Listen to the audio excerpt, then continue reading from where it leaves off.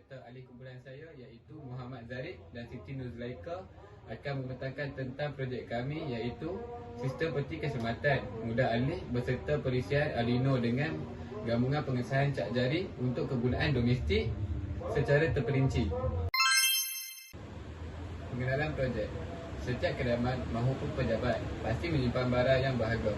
Jadi, projek safety box bersama fingerprint dapat menyimpan barang berharga berkenaan dengan tahap keselamatan yang tinggi.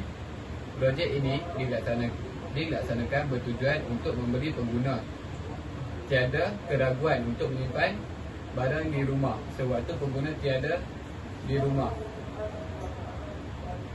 serta memudahkan pengguna untuk mengakses peti tersebut daripada menggunakan kunci yang mudah hilang. Penyataan masalah. Memudahkan proses untuk membuka peti menggunakan cap jari daripada menggunakan kunci yang mudah hilang. Selain itu, memudahkan penyimpanan barang berharga daripada terlupa kedudukan penyimpanan barang tersebut. Akhir sekali, mengelakkan daripada berlaku kes kecurian daripada orang luar maupun orang dalam rumah. Matlamat projek. Matlamat utama projek ini untuk meningkatkan tahap keselamatan pengguna, kerana jika berlaku sebarang kes pecah masuk, pengguna akan mengalami kerugian yang besar. Dengan itu, projek safety box dapat meningkatkan perlindungan barang pribadi yang berharga. Dengan menggunakan fingerprint safety box, hanya dapat dibuka oleh pemiliknya sahaja. Sistem ini ialah sistem yang lebih moden dan risiko untuk kehilangan barang amatlah tipis. Objektif projek. Yang pertama, mencari penyelesaian kepada permasalahan yang dihadapi orang yang sering menghadapi kes kecurian. Yang kedua, melakar reka bentuk projek serta pendawaian lengkap projek.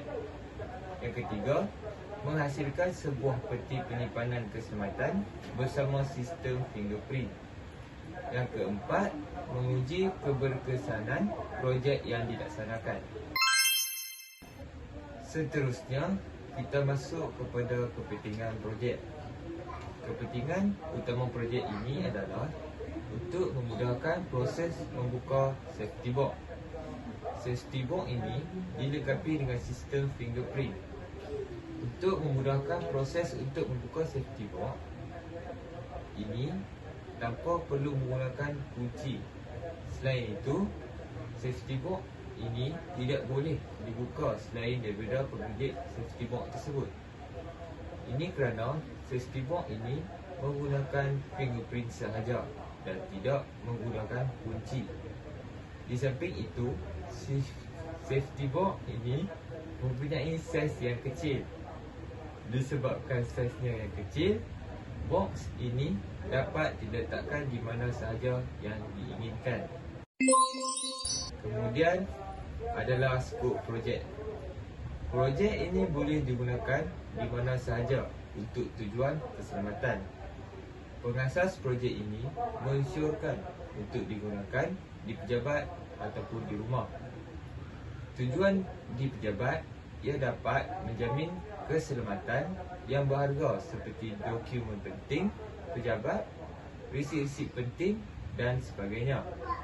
Bagi di rumah pula, ia bertujuan melindungi barang berharga daripada berlaku kes kecurian.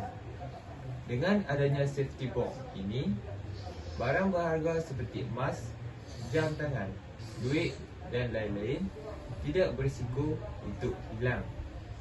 Projek ini boleh digunakan pada setiap golongan masyarakat.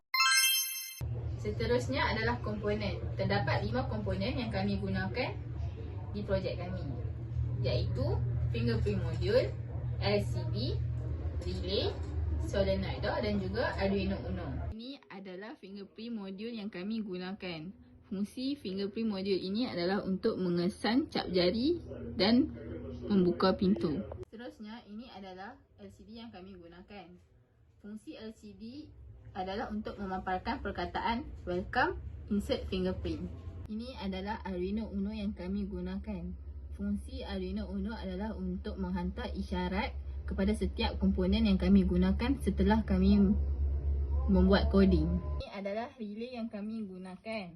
Relay ini berfungsi untuk menukarkan bekalan NO kepada NC untuk dibekalkan kepada solenoid door. Akhir sekali adalah solenoid door. Ia berfungsi sebagai komponen penggerak rangkaian. Ia berfungsi dalam membuka dan mengunci pintu safety box jika safety box berjaya diakses. Kendalian projek. Input adalah fingerprint module.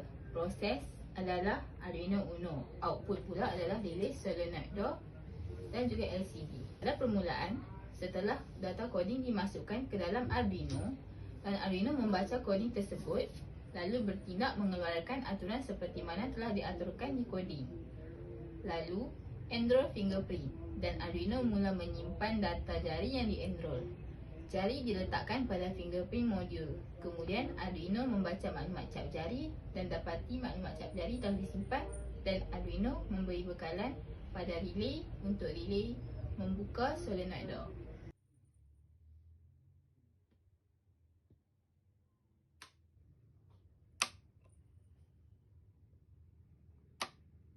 Di sini kita dapat lihat pintu berada di dalam keadaan berkunci.